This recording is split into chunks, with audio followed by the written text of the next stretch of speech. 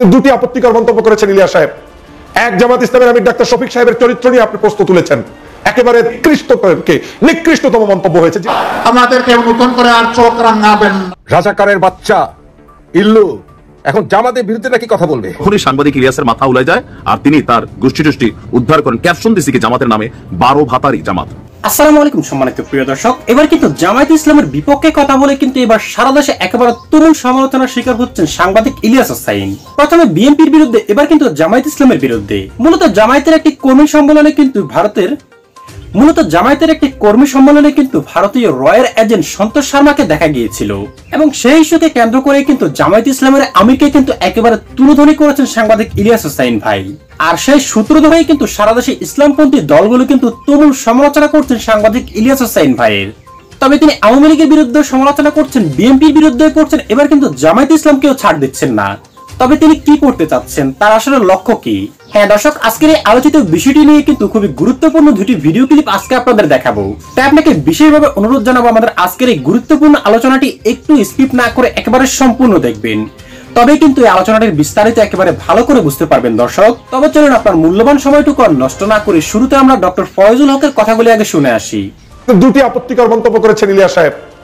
এক, জামাত ইসলামের আমির ডাক্তার শফিক সাহেবের চরিত্র নিয়ে আপনি প্রশ্ন তুলেছেন। একেবারে বলা বাহুল্য, একেবারে বাচ্চা সুলভের চাইতেও নিকৃষ্টতম মন্তব্য হয়েছে, যেটার কোনো উত্তর দেওয়ার ভাষা আমার কাছে নাই এবং আমি দিতে পারবো না। ইলিয়াস সাহেব, আপনি কি ভাষা ব্যবহার করেছেন, কার সাথে করেছেন, কোন ব্যক্তির সাথে করেছেন, অতটুকু ব্যক্তির যোগ্যতার আশেপাশে আপনার আমাদের কারো আছে কিনা সেটা নিয়ে প্রশ্ন আগে তোলা উচিত। আপনি তাকে নিয়ে এরকম প্রশ্ন তুললেন, এটা আমাকে চরমভাবে ব্যথিত করেছে। দ্বিতীয় প্রশ্নটি, আপনি শেখ হাসিনার মতো করেই জামাতকে যুদ্ধাপরাধী বানিয়ে দিলেন, স্বাধীনতা বিরোধী বানিয়ে দিলেন এবং স্বাধীনতা বিরোধী বানিয়েই আপনি ক্ষান্ত হলেন না। আপনি তাকে স্বাধীনতা বিরোধী বানাতে গিয়ে বাংলাদেশ জামাত ইসলামের বিভিন্ন সময়ের অ্যাক্টিভিটিসকে অস্বীকার করে আপনি তাদের এই নেতাকর্মীর সাথে, বিএনপি এবং অন্য মানুষদের সাথে অনৈক্য তৈরিতে কথা বলা শুরু করলেন। আমার কাছে এই তিনটে জিনিসের কেন জানি লিঙ্ক আপ মনে হচ্ছে। আওয়ামী লীগের সময়ের যুদ্ধাপরাধের তথ্য, ঠিক 5 তারিখের পরে আবার হারুন পাপিয়াদের কণ্ঠে যুদ্ধাপরাধের তথ্য, আবার একে আপনাদের মুখে, ইলিয়াস সাহেবের মুখে এই যুদ্ধাপরাধীর ট্যাগ নতুন করে আনা এবং সামনে আরো কিছু মানুষ হয়তো ইউটিউবাররা এগুলো নতুন করে আনবেন, এটাকে আমার লিঙ্ক আপ মনে হচ্ছে। আমার কাছে মনে হচ্ছে এই তিনটাই মহাপরিকল্পনার অংশ। একটা 13 সালে ঘটানো হয়ে গিয়েছে, আরেকটা 5 তারিখের পরে বিএনপির 2-1 নেতার মাধ্যমে ঘটানো হচ্ছে, আরেকটা আপনাদের মাধ্যমে বলিয়ে জাতির কাছে এস্টাবলিশ করা হচ্ছে যে বাংলাদেশে যুদ্ধাপরাধী বলতে জামাত, দেশ বিরোধী বলতে জামাত এবং জামাতই সবচেয়ে খারাপ লোক এবং শফিক সাহেবের কারণে তার মাথার উপরে কাঁঠালটা ভেঙে তারপরে এই ষড়যন্ত্রে নেমেছেন। এটা আমার কাছে আজকে স্পষ্ট হচ্ছে। আমি আপনাকে একটু তাকবীর দিয়ে দিলাম, আপনি লাভ দিয়ে আমাকে এত ভালোবাসা শুরু করলেন। আপনি যেই দল করেন ওই দলের আমিরের চাইতেও আপনি আমাকে ভালোবাসা শুরু করে দিলেন। এটাই আপনাদের পতনের মূল কারণ, যে আপনি যেই দল করেন, যেই সংগঠন করেন, সেই সংগঠনের একজন আমির পর্যন্ত আপনার কাছে একজন বেনামাজির কাছের চাইতে অপ্রিয় হয়ে যাচ্ছে। একজন ইমানদার ছাড়া, যে মুসলমানই না, তার কাছের চাইতে আপনার কাছে ওই আমির অপ্রিয় হয়ে যাচ্ছে। আপনি এখন বিশ্বাস করা শুরু করেন ওই রাস্তাঘাট থেকে উঠে আসা কিছু মানুষদেরকে, তাদের বক্তব্য শুনে শুনে আপনি এমন একটা পর্যায়ে গিয়ে পৌঁছেছেন, এখন আপনার ইমান নিয়ে টানাটানি বাজছে। দর্শক, ডক্টর ফয়জুল হকের এই কথাগুলি শোনার পর আপনার কি মনে হয়? সাংবাদিক ইলিয়াস কি ভুল কিছু করেছেন? হ্যাঁ দর্শক, এই সম্পূর্ণ বিষয়টি আরো ক্লিয়ার হয়ে যাবেন ভিডিওর বাকি অংশ দেখলে। জনাব ইলিয়াস সাহেব কর্তৃক জামাত আমির ডাক্তার শফিকুর রহমান সাহেব সম্পর্কে ধৃষ্টতাপূর্ণ, মিথ্যা, বানোয়াট, বিভ্রান্তকর তথ্য প্রচার করায় তীব্র নিন্দা জানাই। আজকে খুব দুঃখ লাগছে যখন সন্তোষ শর্মাকে নিয়ে আলোচনা হচ্ছে, এই সন্তোষ শর্মার বিভিন্ন বিষয় নিয়ে বাংলাদেশে পর্যালোচনা হচ্ছে। রাজনীতিতে আলোচনা থাকবে, পর্যালোচনা থাকবে, দোষ ত্রুটির ঊর্ধ্বে কোনো দল না। চরমনার বিরুদ্ধে কেউ দোষ বলবে, জামাতের বিরুদ্ধে কেউ দোষ বলবে, বিএনপির বিরুদ্ধে কেউ বলবে, এটা ভেরি ন্যাচারাল এবং এটা বলবেই। এই রাজনীতিতে কাউকে না কাউকে এটা শুনতেই হবে। কিন্তু আপনি রাজনীতিতে কাউকে না কাউকে শোনাতে গিয়ে আপনি কখনোই জামাতের আমির ডাক্তার শফিক সাহেব এবং জামাত ইসলামকে আওয়ামী লীগের ভাষায় যদি গালিগালাজ দেন, আওয়ামী লীগ যে শব্দচয়ন করে তাদেরকে এত বছর পর্যন্ত ছোট রাখতে চেয়েছে, চাপে রাখতে চেয়েছে, সেই একই শব্দচয়ন আপনি করেন, তার মানে প্রমাণ হয় আপনি এতদিন পর্যন্ত যা করেছেন সেটা ভ্যাগ ধরে করেছেন। জনসমর্থন হয়ে যাওয়ার পরে আপনি ঠিক একই কাজ আওয়ামী লীগ যেটা করেছে, শেখ হাসিনা যেটা করেছে, সেটা আপনি ইলিয়াস সাহেব আপনার মুখ থেকেও করে আজকের জামাতকে প্রশ্নবিদ্ধ করে দিলেন। তাহলে আপনার পূর্বের দিনের যত অবদান সবকিছুই মনে হবে ফেক এবং সবকিছুই মনে হবে সাজানো গুছানো কোনো একটি দলকে প্রতিপক্ষ কিংবা ক্ষতিগ্রস্ত করার জন্যই করেছেন বলে মনে হচ্ছে। আপনার বিপদের দিনে আমিও ছিলাম। মামলা খেয়েছেন, যাদেরকে নিয়ে কথা হয়েছে, কি চুরি চারামি নিয়ে বিভিন্ন ধরনের অভিযোগ আপনাকে দিয়েছে আপনার প্রতিপক্ষরা, আমি দেশপ্রেমিক হিসাবে আপনার পাশে ছিলাম। আমি প্রতিবাদ করেছি, জীবনে কোনোদিন আপনার সাথে কথাও হয় নাই। আজ বাংলাদেশে ঘুরে বেড়াচ্ছি, যারা আমাকে ভালোবাসে আপনাদের কথা জিজ্ঞেস করলে আপনাদের পক্ষ থেকেও সালাম দিয়ে দেই। জিজ্ঞেস করলে যে ভাই যোগাযোগ আছে, আমি বলি না। বলে কেন? আমি বলছি না, আমি আমার মতো কথা বলি, আমি কারোর সাথে জোট করে কথা বলে জাতির ক্রান্তি লগ্নেও কারো না কারো জোটবদ্ধ হতে গিয়ে আমি দালালি কথা বলতে পারবো না, বিদায় আমি একা থাকার চেষ্টা করি। আজ অবধি পর্যন্ত একা আসছি। তার মানে এই নয় যে আপনাদের কোনো বিপদে আমি নেই। অবশ্যই আপনাদের বিপদ আপদে সবসময় ওয়েল উইশার্স হিসেবে কাজ করেছি, এখনো করছি। পিনাকি দাদার বিরুদ্ধে তার বাড়িঘরে যখন আক্রমণ হলো, আমি পেজে তার পক্ষে অবস্থান নিয়ে স্টেটমেন্ট দিয়েছি। আমার কাছে যেটা সত্য সেটাই থাকা উচিত, যেটা মিথ্যা সেটাই থাকা উচিত না। আপনি ইলিয়াস সাহেব এই সন্তোষ শর্মা নিয়ে আলোচনা করতে গিয়ে আপনি অবশ্যই জামাত ইসলামকে দিক নির্দেশনা দিতেই পারেন যে একটা দল কেন এই লোককে ডাকলো, এই লোকের এই কাজ অপরাধ, আগামীতে ডাকতে গেলে এটা কিন্তু জনগণের কাছে তারা প্রশ্নবিদ্ধ হবে, ফাইন। কিন্তু একটি আলোচনাকে কেন্দ্র করে আপনি ঢুকে গেলেন জামাত ইসলামের ওই জায়গায়, ঢুকে গেলেন শফিক সাহেবের ওই জায়গায়, যেটার সাথে বিন্দুমাত্র জনগণের সাথে বিশ্বস্ততা করানোর মতো ন্যূনতম এভিডেন্স আপনি দিতে পারেন নাই। আপনার ভিডিওর 15 মিনিট বা 10 মিনিটের উপরে যতটুকু আপনি কথা বলেছেন, যাই বলেছেন, সেই বক্তব্যের মধ্যে কি এমন এভিডেন্স আপনি দিতে পেরেছেন যে জামাত আমির ডাক্তার শফিক সাহেবকে এমন কিছু শব্দ চয়ন করে সেখানে বিতর্কিত করতে চাইলেন, যেটা আওয়ামী লীগের চরিত্র এবং আওয়ামী লীগ প্রতিনিয়ত এই অপকর্মগুলো করে, সংসদে করে, বাহিরে করে, ভিতরে করে, ঘরে করে, বাহিরে করে, জাহাঙ্গীরনগর বিশ্ববিদ্যালয় করে, ক্যাম্পাসগুলোতে করে, সমস্ত জায়গায় সেই অপরাধ করে। আপনি ডাক্তার শফিক সাহেবকে সেরকম একটি শব্দ চয়ন করে ওই দিকে লিঙ্ক আপ করানোর চেষ্টা কিভাবে পেলেন?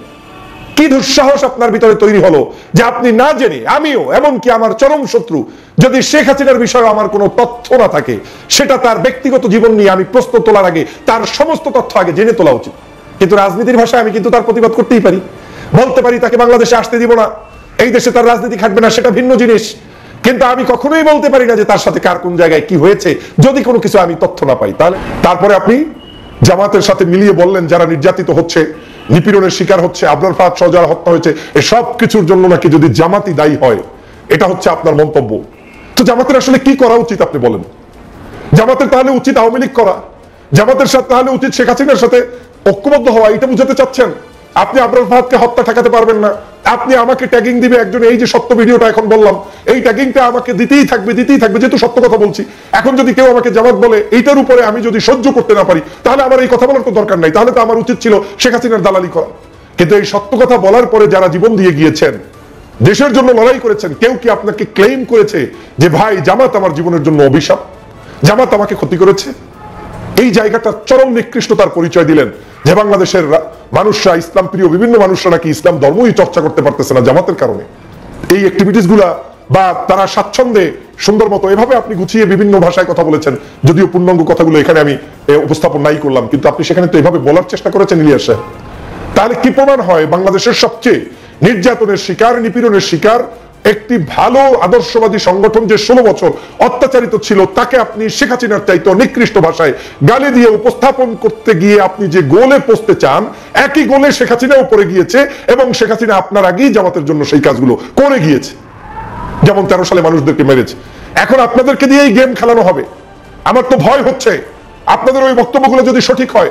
আমি মাঝে মাঝে পিনাকি দাদারও অনেক বক্তব্য শুনতাম, সেখানেও তার বক্তব্যগুলো শুনে মাঝে মাঝে কয়েকটি শব্দ আমি খুব পিক করতাম, যদিও আমি বলছি না যে এটার সাথে পিনাকি দাদা কিংবা আপনার কোনো শত্রুতা বা সম্পর্ক থাকতে পারে, সেটা আমি বলছি না, কিন্তু আমি এটা বলছি, আমি ভাবছি যে আপনাদের এই শব্দ চয়নগুলো সেই দিকেই তো নিয়ে যাচ্ছে, যেই দিকের কথাগুলো আপনারাই সতর্ক করতে গিয়ে বলতেন যে ভারত এমন কিছু লোক তৈরি করবে যাদেরকে তৈরি করতে গিয়ে প্রথমে আপনার মতো আমার মতো বানিয়ে দিবে, যাতে করে আমি আপনার উপর আস্থা রাখি, পরে আপনাকে ওই ব্যক্তিকে দিয়ে আপনার বিরুদ্ধেই আমার কাজ করাবে। তাহলে কি আপনি যে এখন স্ট্যাটাস দিলেন বা ভিডিওটি দিলেন, এটা কি সেটারই প্রমাণ বহন করে না যে আপনাকে এতদিন তৈরি করা হয়েছে আর এখন জামাতের বিরুদ্ধে কিংবা শফিক সাহেবের বিরুদ্ধে লাগানো হয়েছে? মূলত শফিক সাহেব শত্রু হয়েছে 5ই আগস্টের পরে। আমি একটি ভিন্ন দল করি ভাই, আমার এই মন্তব্যগুলো অনেকের শরীরের মধ্যে জ্বলে, আগুন ধরিয়ে দেয়, ভালো লাগে না। কারণ কি জানেন, আমি তো 5 তারিখের পরে চাইলে চাঁদাবাজি, টেন্ডারবাজি, সন্ত্রাসী বিভিন্ন ধরনের অ্যাক্টিভিটিস কিংবা আমার ক্ষমতা, আমি চাইলে একেবারে বিশাল কিছু সেজে বসে থাকার চেষ্টা করতে পারতাম, কিন্তু আমি আমার যেই জায়গায় কথা বলার কথা সেই জায়গা থেকে একচুল লড়ি নাই বিদায় হয়তো অনেকের কাছে কষ্ট লাগবে। আমি 5 তারিখের পর থেকে দেখলাম হঠাৎ করে এই জামাত ইসলামের আমির এবং ডাক্তার শফিক সাহেব কেন মানুষের কাছে জনপ্রিয় হচ্ছে, আবার কেন তিনি সবচেয়ে তাদের কাছে অজনপ্রিয়, মানে খারাপ লোকের রূপান্তরিত হচ্ছে। প্রথমে আমি বলে নেই খারাপ কেন হচ্ছে।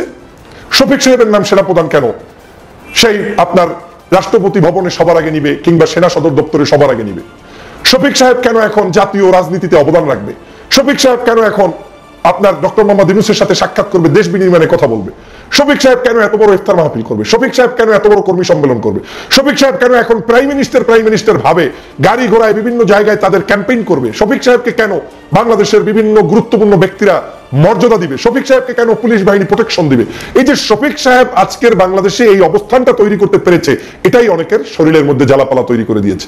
মূলত তারা চায় এই শফিক সাহেব মসজিদে তসবিহ নিয়ে বসে থাকবে, এতেকাব করবে, মিলাদ পড়বে, আর দোয়া মুনাজাতের মধ্যে সীমাবদ্ধ থেকে বাইতুল মুকাররমের উত্তর ঘটে মাঝে মাঝে একটা সভা সমাবেশ করবে, ইসলামী রাজনীতির কাজ শেষ। এতটুকু করলে বাংলাদেশের তিনি হতেন আয়াতুল্লাহ খোমেনি, এতটুকু করলে বাংলাদেশের তিনি হতেন বিখ্যাত বুজুর্গ। কিন্তু তিনি যেহেতু বাংলাদেশের প্রত্যেকটি জায়গায় বিশ্ববিদ্যালয়, কলেজ, ইউনিভার্সিটি, ব্যাংক, বিমা, রাজনীতিতে অবদান রেখে বাংলাদেশের এখন দ্বিতীয় বৃহত্তর দলে রূপান্তরিত করেছে, এখন তিনি সকলের কষ্টের ফোড়া হয়ে রূপান্তরিত হয়েছে। এগুলো বলতে বুঝতে আর সায়েন্স লাগবে না, একেবারে ভেরি সিম্পল। ওরা চায় না যে ইসলামপন্থী দাড়িওয়ালা টুপিওয়ালারা ঐক্যবদ্ধ হোক। তো সম্মানিত দর্শক শ্রোতা, আজকে আলোচনাটি দেখার পর আপনার কি মনে হয়েছে? জামায়াত ইসলামকে আসলে কাজটা ঠিক করেছেন? তবে না হয় কেন সাংবাদিক ইলিয়াস হোসেন ভাই এভাবে সমালোচনা করেছেন দলটির? এখন এই বিষয়টি নিয়ে কিন্তু কেউ কেউ বলছেন সাংবাদিক ইলিয়াস হোসেন ভাই টাকার বিনিময়ে এগুলি করছেন, আবার কেউ কেউ বলছেন সাংবাদিক ইলিয়াস ভাই কিন্তু সঠিকই বলেছেন।